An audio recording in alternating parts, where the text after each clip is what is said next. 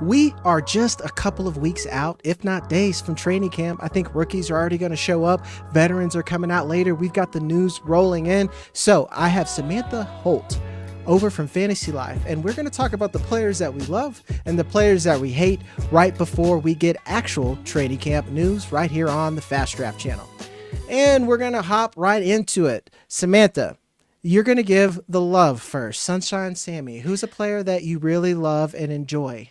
I didn't want to start out with all the hate yet, so people would stay on this video. No, I love to stay positive. You know me too well. I'm going to go with someone that's probably going to fall down your draft boards and you're going to wonder why. And you're going to end up picking him up and get great value. I love Alvin Kamara this season. I think that there's a lot the Saints are not doing and doing in order to secure specific draft picks. And I feel like Kamara is going to be a huge beneficiary in terms of targets and volume over there for New Orleans. I'll wait on my hate before I give you all the little technical details, but I just think that you're going to be much happier getting him at his ADP, which on Fast Draft, he's sitting at 44.3 compared to others. Which is fourth round. It's easy. Yeah. Huge volume late. And if you're trying to wait on running back, depending on your league, and you want to stock up on, let's say, quarterbacks because it's super flex, or you're in PPR and you really want to make sure you grab someone like Justin Jefferson or Jamar Chase early, you can definitely wait on running back and grab someone like Kamara and end up with a ton of fantasy value later. Yeah. I'm going to be honest, like Kamara is the only one that on your list where like I have pushback on, and I don't even have a compelling argument. I had like someone comment on there, like Kamara seems like someone that should be on this list. And it was one of like underrated values. And I'm like, I don't know. I just can't get behind Kamara, but like Devin Neal's a 6th round pick, and I liked Devin Neal as a prospect, but he's a 6th round pick, and the NFL keeps telling me that they don't love him as much as I do.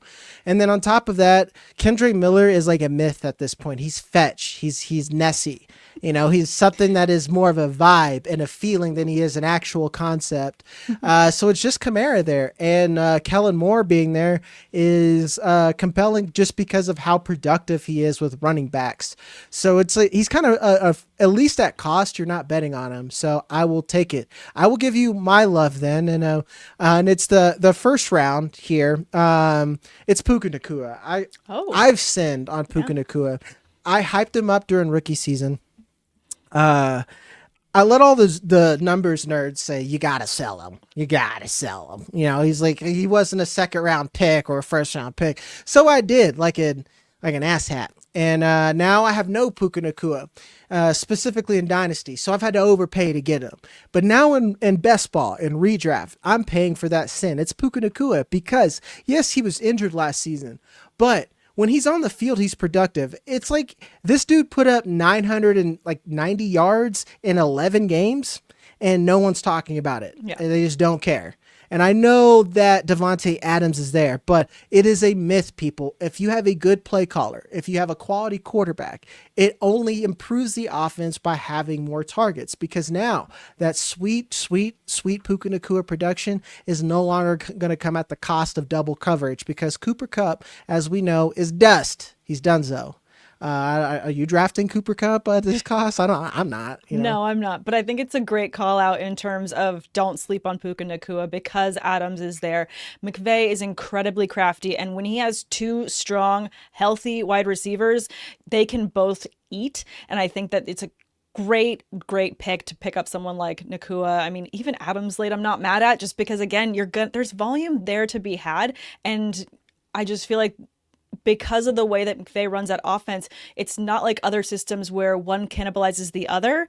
It's like you eat, we all eat, and it's like an Oprah moment of like everybody gets targets. Yeah, exactly. It's just like it's not, fantasy doesn't have to be hard, folks. Do they have a good coach or play caller? Check. Do they have a quarterback?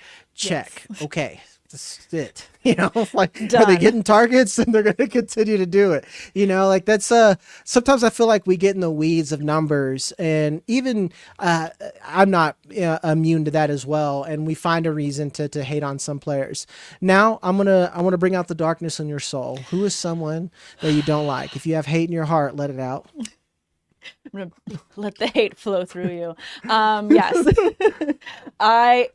Unfortunately, I hate Christian McCaffrey this season. And I don't feel like it's necessarily a spicy take to say that, because when you look at his injury history, there's not a lot of confidence going into this season. But also when you compare him to Kamara, my love in comparison, and you see where you're getting both of them, it's just such better value. And I'm looking at, multiple rankings here, but I'm also looking at the utilization tool that we have over on fantasylife.com. It's pretty amazing. You can plug in multiple players and see a direct report on who has a better possible utilization. And Kamara just shines compared to McCaffrey. He is higher on the inside the 5 rushing attempts at 69% to 50%. So you have that much higher boost of potential immediate touchdown usage. I feel like there's going to be a lot of touchdowns going to the likes of George Kittle this season. I think that McCaffrey's going to get his due, but when you just look at that variable, you've got much higher upside in terms of rushing touchdowns. He's also higher in targets at 22% to 19%, and as well as in routes run. So I'm just looking at that basic usage and seeing where I'm getting each running back. I don't want to pay a premium that's not going to give me that value. So that's why I'd rather have someone like Kamara late, and I'm going to pass McCaffrey where he's sitting for others that are going to get higher utilization. Yeah, that's no notes. I feel like you cooked there, because that's exactly where I'm at. I'll say there's like, we have a McCaffrey at home, but it's not as bad as what that meme means. Yeah. At almost every round, because it's like, okay, if McCaffrey he's got like 1,000-year-old Achilles. His Achilles are apparently as old as the actual Achilles, and why not get like Devon Acham around later or something? And then if I'm really gonna fade running back and I want someone who gets a lot of targets, why not get Alvin Kamara later? Or I'd even say like Breece Hall I would put in there, because people hate on Justin Fields. Fantasy is great though. He checks down the running backs and he runs the football. So if you think about Breece Hall, that's another poor man's Christian McCaffrey. Not unlike you buying groceries here, there's probably cheaper brand versions. It's just like how cheap you want to go to where you're just like ruining a dish. And I don't think Alvin Kamara is like ruining the dish quite yet. And Christian McCaffrey, that's like you're like overpaying for like some bullshit supplement, like here's a protein waffle, or what. Actually, I eat protein waffles, but well, I think it's almost like if you compare them, it's like something hearty versus something that it's like, okay, I get why, but I don't want to pay for that. Like avocado toast is good, but I don't want to pay over $20 for it. I'd much rather get, good old bacon, eggs, and hash browns, because it's going to keep me full and satisfied longer than avocado toast. Yeah. There you go. That's the one. Because and like the avocado toast, as we know, as the media tells us, it's like $25, and it's single-handedly keeping millennials from buying houses. But we'll move on to my hate here. And I'll go ahead and just say it, guys. Saquon Barkley, pew pew graphics. Oh, no. Hear me out. I don't hate Saquon Barkley. It's more that I just love everything else around him a lot more. And historically, and let's just say statistically at this point, he should regress back to human, I would say, levels at this point. And taking him as an RB3, I would rather have Puka Nacua, who I said. Puka Nacua could have beat Jamar Chase, who had an amazing season, had he been healthy. Bijan Robinson, I like him a lot more. He's already going ahead a lot of folks. But someone that was... I thought he was on your love list, but you took him off after you fixed the sheet here, is Jahmyr Gibbs. Yeah. Who, Jahmyr Gibbs, I take 101 sometimes. I don't care. If someone's like, I really like Jahmyr Gibbs, I'm going to take him 101. I'm like, cool, bro. I think he's a great player. And I think he 100% can be the number one scorer, because you know what happens? He catches the football. And in PPR formats, that is incredibly valuable. And now to go to the actual player at hand with Saquon. Statistically, he's not going to repeat that. Going to get 2,000 yards of total offense again and finished as the RB1. The same running back hasn't finished as the RB1 since like Priest Holmes. And for our Gen Z crowds, I'll give you a moment to pause while you Google that. All right, moving on. It's a long time, guys. So, like, realistically, he's not going to finish as the RB1, so I'm not going to draft him as the RB1. And that's why I hate Saquon Barkley. If he falls to, like, the 107, take Saquon Barkley. I'm not... but like I'm not taking him 101 anymore. Yeah. Again, going to this super handy dandy utilization tool, and you compare Saquon to Bijan Robinson, another top running back, and then you just throw in Alvin Kamara. Kamara still beats both of them in terms of utilization. So, and then Bijan's right behind that, and then Saquon. Not that saying that Saquon's scores are terrible, but it's just there is better value. There are other players, and I'm not mad at someone that skips on Saquon if they go for other running backs like this.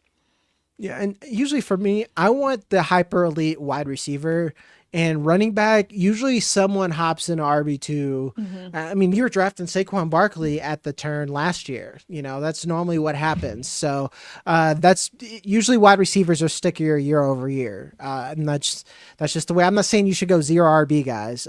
I would, but that's just the way I roll. But Not saying I wouldn't, but not saying not. Yeah, exactly. Teach their own. But before we go any further, we'll stop and pay some bills. If you like content like this, go ahead and hit the like and subscribe button. More importantly, if you're a degenerate who wants to get on the best ball action, you can hit that link in the bio right now where you can use my code JAG on the screen. Graphics. And we can give you up to a $50 deposit match to where you can get in on the best ball action. It's the fastest place you could play best ball because we have a 20-second clock and only 15 rounds, folks.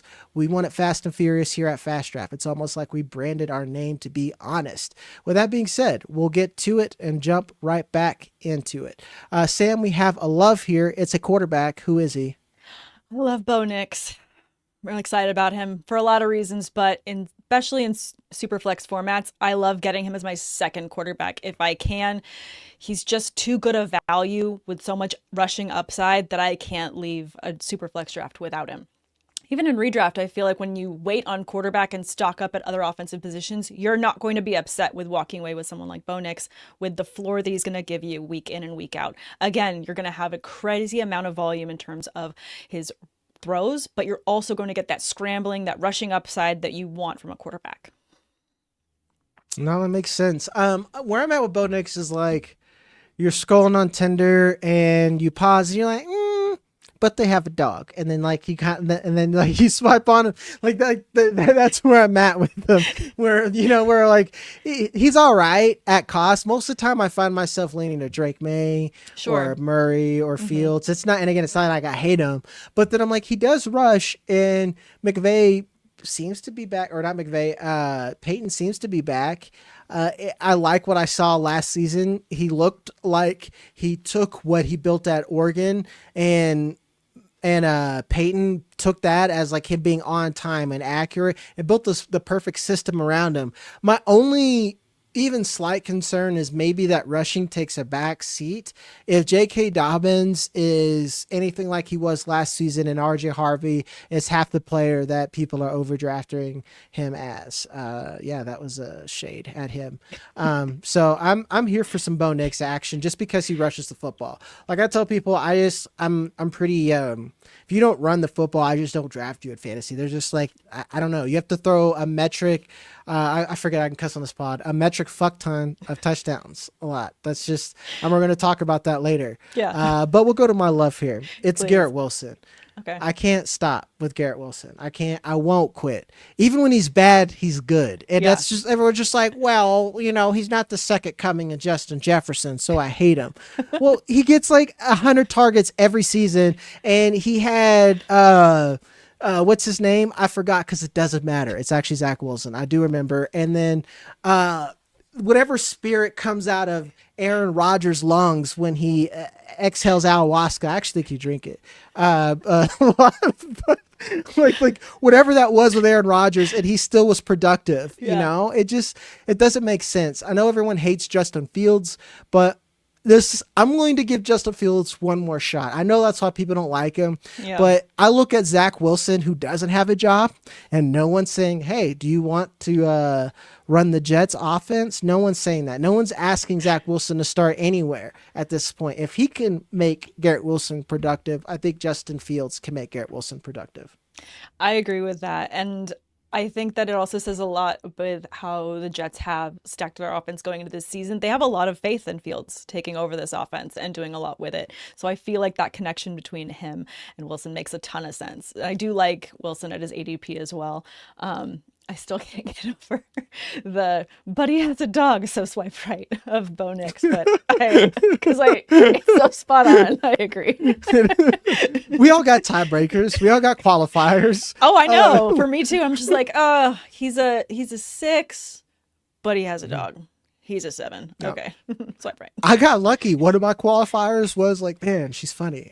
I'm getting married. So it just, sometimes qualifiers work, guys. Sometimes it works in fantasy. For me, it's rushing. If you rush the football at quarterback, I'm probably into you. It's not that hard. And as promised, I had a quarterback who is the last one on your hate list, Sam. Yes, last one on my hate list is Patrick Mahomes.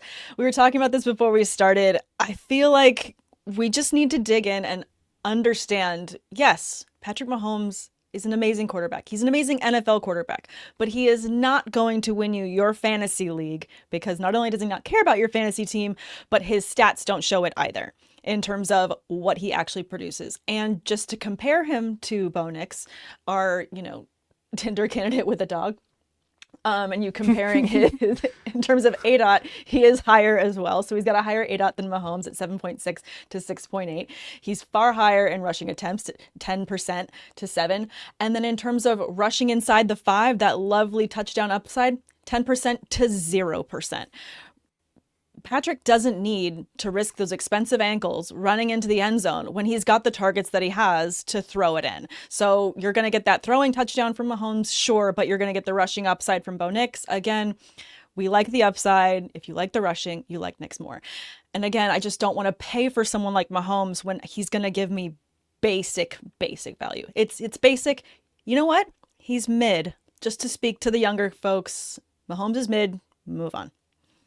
And it's quite literal. Like, he's not bad. He's just legitimately mid, guys. It's like, we still draft him as like, Mahomes can do this. And like, he can physically. I'm not saying that he's incapable of replicating what Joe Burrow does and how we draft Joe Burrow. But Joe Burrow doesn't have a defense. Joe Burrow's on a team that I don't even think wants to compete, by the way they pay their players. So like, he has to throw, and I'm going to tap the sign, tap, a metric fuck ton of touchdowns to replicate what you get from rushing. It's just math, guys. Yeah. Like, I am dumb at math, but someone made it really easy for me. They're like, what is more? 1 point when you get 10 yards or whatever it is for passing that's less than 1 point. It's not that hard. Yeah. It's just, I didn't even give you the actual value, but it's less than 1 point. So. Yeah. And I went ahead and I just pulled Nix, Mahomes, Murray, and Drake May because you mentioned them to compare them in terms of utilization. Murray is higher than those three in terms of completion percentage as well as yards per attempt. However, again, Nix is winning in so many other categories as well as May winning in categories like scrambles. Sadly, he wins in sacks, but you also have Mahomes sitting higher in terms of sacks as well. So someone that scrambles like Nix has a lower sack percentage. There's just a lot of reasons and other things that should move the needle for you in terms of who you're drafting and not get distracted by this shiny object, which I feel like is the summary of both of my hates is like, don't get distracted by the name, go for the value and look for where you're going to actually get your meat and potatoes so you can satisfy your season. And that's like another one just to like slightly stir off course because we have time. It's like, I tell everyone Lad McConkey, I was like, you guys are racist against your own people. Lad McConkey is like the same size as Garrett Wilson. He's literally like 5 pounds less than Garrett Wilson, but Garrett Wilson could play X and Z, but Lad McConkey can't. I was like, statistically, they're the same player. Like, if you had someone whose name wasn't Lad McConkey, if it was like another Devontae in the league or some shit like that, like people would be like, Lad McConkey's a top 5 pick. He's like Malik Neighbors or blah, blah, blah. It's the same thing, man. Like Patrick Mahomes, I think he's in his Tom Brady era and people are having a hard time taking what they see on tape and then applying the actual fantasy value of what that's going to give you. Yeah, he's going to, you work at Fantasy Live. It's the Ian Hartitz tweet on here. It's like just a guy getting like 1.5 fantasy points. That's Patrick Mahomes. Like, Yes. and he can spin in a circle, pirouette. He could throw underneath his leg, and I'm talking Madden glitch through another player, and it's still like a 5-yard dump off sometimes, guys. Like, and he does run, but he's like, oh wow, Patrick Mahomes got a first down. It was a 3-yard scramble. It was incredible and great quarterbacking, but it did nothing for my fantasy team. Go Chiefs, nothing for Jags football team. Yeah. So it's like, just because pepper is a spice doesn't make it spicy. Like, there's other things that are better. Mm-hmm. I have the racial demographics on here, but like, I can imagine just by how most restaurants season their stuff that like, that might be spicy for somebody, Sam. So you might want to say like salt or something like that. You know, yeah, it's true. And I can't handle a lot of spicy food. So I feel like that's me saying a lot. It's like, I need to know my limits. So if I'm going to try something spicy, I have someone else like try it for me. And then if they're like, no, you'll die. I'm like, okay, I trust you. I will go with the less spicy thing. And sometimes that's okay. But again, I'm not spending what I would need to spend to get someone like Patrick Mahomes when I can wait on that position and get better value later. Exactly. And it just kind of worked out my hate. I actually did not do this on purpose, but it's Xavier Worthy. Okay. And let's consider this as a word of caution, guys, because I think that value of Xavier Worthy is just going to go up. Everyone's freaking out about Rashee Rice. We've got Bestball Twitter in shambles right now, making rap battles about each other and a lot of other foolishness. It is DEFCON 1 for Rashee Rice owners. I actually don't think it's that bad. But Xavier Worthy, I still think is going to be the same Xavier Worthy that we've seen before. And here's why. It's Jalen Royals. I did most of Football Guy scouting up until the 1-yard line. And then I scouted every one of these wide receivers. I said, Jalen Royals is Rashee Rice. He's going to be a slot king. And by slot king, get ready to learn slant, buddy. And Xavier Worthy is going to be used best in a gimmick role and downfield to stretch the field. And then on top of that, they still have Hollywood Brown there, who they like a lot and understands the system and has been productive everywhere that he's been at. Then there's Brashad Smith that is also underneath. So I think that last year we saw Xavier Worthy have uptick specifically when Rashee Rice was out. And another thing, I don't think Rice is going to be out the entire season. Like this, let's say if you get 6 games, that's best case scenario. Yeah. I don't think the NFL is ran by particularly, the strongest moral compasses. I've just turned 33 recently. I think that if they could put a player out there and not get, tomatoes thrown on the field, they're going to do it. I don't know where you are on that. I'm in agreement. What's my most political answer? Like, yeah. I think he's going to see the field. Yeah. God. They don't care, guys. They don't care. Let's put I should cut out the Stephen A. Smith. It's like, I don't care. It's sad, but it's true. Mm-hmm. It's deplorable truths. Yeah. So I guess it's like for us, it's the Chiefs offense. It's Isaiah Pacheco, who I hate. I hate Isaiah Pacheco as a player. But like he's free and he's on the Chiefs. Mm-hmm. That's the only one that I really want on this team. So yeah, that's good for me to hear too from you, because I'm currently working on my keepers for a really big dynasty league, and I'm trying to decide if I want to extend his contract in that league. This league is really complicated in terms of rules, and that there's salaries and year contracts and different things. Sounds interesting. Yeah. So I have to decide if I want to extend him 1 year, and I feel like 1 year is as much as I would want to extend him, even though I can do up to 3. But just based on the way this offense is run, to your point, if I wanted an offensive player on this roster, it would be him. Yeah. I just don't get the Chiefs. They're like, that friend that always picks like the worst guy at the bar or whoever, like that. Yeah. That's like the Chiefs with running backs sometimes. Mm-hmm. And like Isaiah Pacheco's the one that's just good enough. I just think he's incredibly replaceable talent. So like in Dynasty, I won't touch him. But like redraft now, I'm like, well, like a redraft, you're only here for, a good time, not a long time.